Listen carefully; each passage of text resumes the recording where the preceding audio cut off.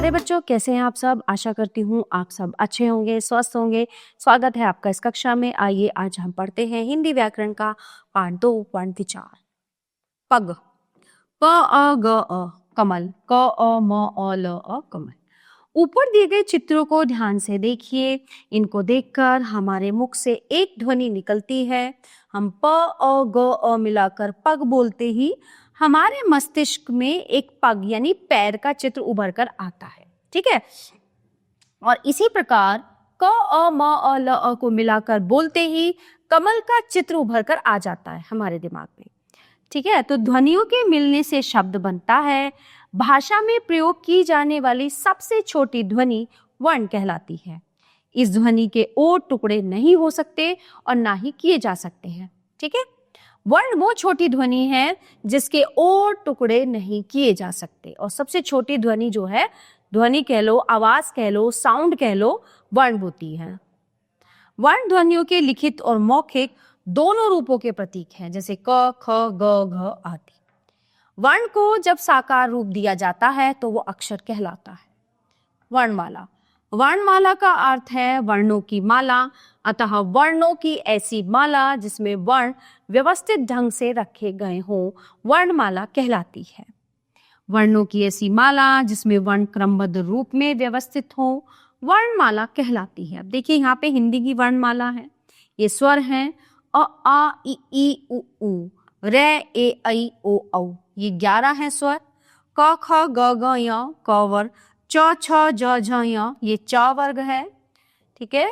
ट ठ ड ढ न ये ट वर्ग है। त थ द ध न त वर्ग। प फ ब भ म प वर्ग। य ल व य र ल व श श स ह। ठीक है। ये व्यंजन ये 33 होते हैं। कुछ अन्य वर्ण हैं अंग, अंग, अंग, अह, ड ढ औ ज फ। अंग अनुस्वार, ठीक है, अनुनासिक, और अह यानी कि विसर्ग अयोगवाह वर्ण है। अ ज फ आगत ध्वनियां हैं जिन्हें दूसरी भाषाओं से लिया गया है। ड़ ण य ण न तथा म पंचम वर्ण कहलाते हैं। ड तथा ढ विकसित वर्ण है। वर्णों के भेद। वर्णों के 2 भेद होते हैं, स्वर और व्यंजन। स्वर, इनका उच्चारण स्वतंत्र रूप से किया जाता है। स्वरों को बोलते समय वायु बिना किसी रुकावट के मुख से बाहर निकलती है। ये 11 है। उच्चारण में लगने वाले समय के आधार पर स्वरों के 3 भेद हैं, ह्रस्व स्वर, दीर्घ स्वर और प्लुत स्वर। सबसे पहले हम पढ़ेंगे ह्रस्व स्वर के बारे में। जिन स्वरों के उच्चारण में सबसे कम समय लगता है उन्हें ह्रस्व स्वर कहते हैं। ये 4 है अ ई उ र। दीर्घ स्वर, जिन स्वरों के उच्चारण में ह्रस्व स्वरों से दुगना समय लगता है उन्हें दीर्घ स्वर कहते हैं। ये 7 हैं आ ई उ ए ऐ ओ औ। फिर आता है प्लुत स्वर। प्लुत स्वर एक ही होता है। जिन स्वरों के उच्चारण में ह्रस्व और दीर्घ स्वर से तिगुना समय लगता है उन्हें प्लुत स्वर कहते हैं। जैसे ओम बोलते हैं ना, ओम, सबसे ज्यादा समय लगता है इसमें। व्यंजन, इनका उच्चारण स्वरों की सहायता से होता है। इन्हें बोलते समय वायु मुख के अलग अलग स्थान से टकराकर बाहर निकलती है।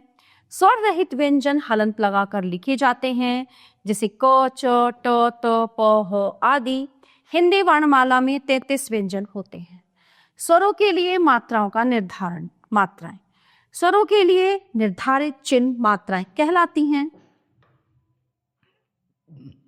अ के अलावा सभी स्वरों की मात्राएं होती हैं। व्यंजनों के साथ आने पर स्वर मात्रा का रूप ले लेते हैं तथा बिना व्यंजन के स्वर अपने मूल रूप में होते हैं। देखिए यहाँ पे अ स्वर मात्रा, ठीक है, वर्ण मात्रा के साथ प्रयोग मूल रूप। अ की कोई मात्रा नहीं होती। कल, कमल, अब, अनार। अ। क, काला, कागज, आज, आम। छोटी ई की, किला, किताब, इमली, इडली। बड़ी ई की, लड़की, ईख, ईद।